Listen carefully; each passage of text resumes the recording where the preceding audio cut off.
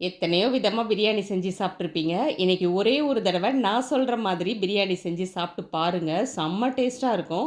ஈரோடு ஸ்டைல்ல நாட்டுக்கோழி வச்சு தம் பிரியாணி எப்படி பண்றது அப்படிங்கிறத தான் இன்னைக்கு பார்க்க போறோம். முதல்ல இதுக்கு ஒரு பேஸ்ட் ரெடி பண்ணணும். 3 பச்சை மிளகாய் எடுத்துக்கோங்க. இது நல்லா காரமா இருக்கு இந்த பச்சை மிளகாய். அதனால 3 எடுத்திருக்கேன். எக்ஸ்ட்ராவா 2 பச்சை மிளகாய் கூட வச்சுக்கலாம். நல்லா ஒரு கைப்பிடி அளவுக்கு புதினா, கொத்தமல்லி, 10 சின்ன வெங்காயம் சேர்த்து இது போல நல்லா பேஸ்ட்டா அரைச்சு எடுத்து வச்சுக்கோங்க. இன்னைக்கு 1 1/2 கிலோ நாட்டுக்கோழி எடுத்திருக்கேன். இத மஞ்சள் தூள்லாம் போட்டு நல்லா க்ளீன் பண்ணி எடுத்திருக்கேன். இதுக்கு நம்ம 1 1/2 கிலோ ரைஸ் சேர்க்க போறோம்.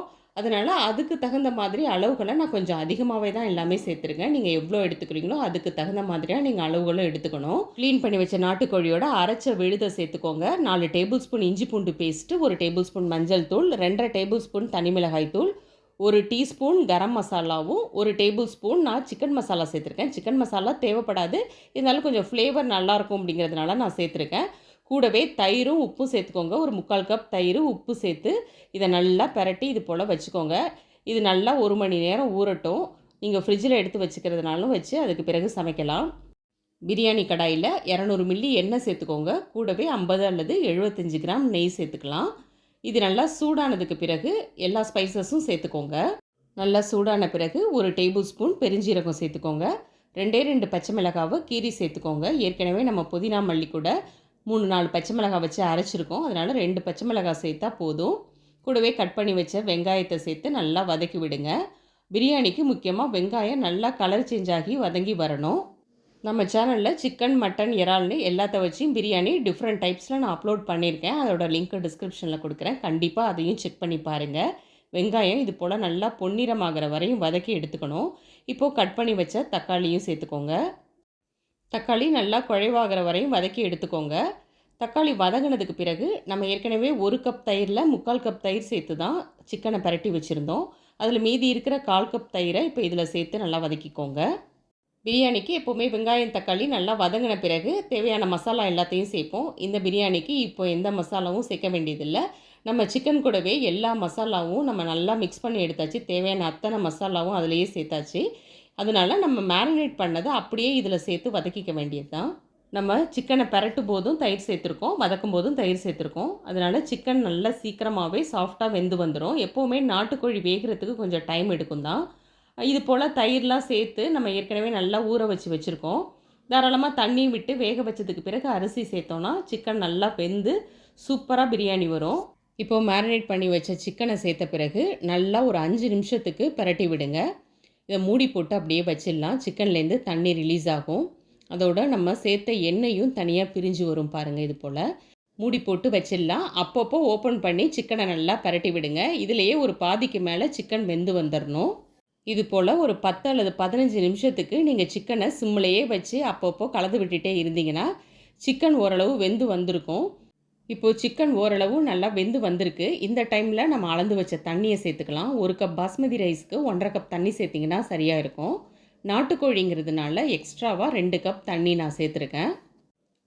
நாட்டுக்கோழி வேகிறதுக்கு டைம் எடுக்குன்றதுனால இன்னும் கொஞ்சம் நேரம் நல்லா கொதித்து வெந்து வரணுங்கிறதுக்காக தான் அந்த எக்ஸ்ட்ரா 2 கப் தண்ணி நான் ஆட் பண்ணியிருக்கேன். தண்ணி சேர்த்த பிறகு நல்லா கலந்து விட்டு உப்பெல்லாம் சரியாக இருக்கான்னு இந்த டைமில் செக் பண்ணி பார்த்துக்கோங்க. நல்லா கலந்து விட்டு மூடி போட்டு வச்சுடுங்க. இப்போது சிக்கன் பாதிக்கு மேலே வெந்திருக்கு. தண்ணியெல்லாம் நல்லா கொதித்து ஒரு 90% நல்லா குக் ஆகிற வரையும் இது அப்படியே இருக்கட்டும். ஏற்கனவே நம்ம சேனலில் நாட்டுக்கோழி வச்சு வேறு ஸ்டைலில் பிரியாணியும் பண்ணியிருக்கேன், கிரேவியும் பண்ணியிருக்கேன். அதோட லிங்க்கும் நான் டிஸ்கிரிப்ஷனில் கொடுக்குறேன், செக் பண்ணி பாருங்கள்.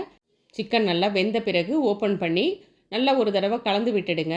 இப்போ நம்ம 1/2 மணி நேரத்துக்கு முன்னாடி ஊற வச்ச பாஸ்மதி அரிசியை சேர்த்துக்கலாம். தண்ணியெல்லாம் சுத்தமாக வடிச்சிட்டு அரிசியை சேர்த்துருங்க.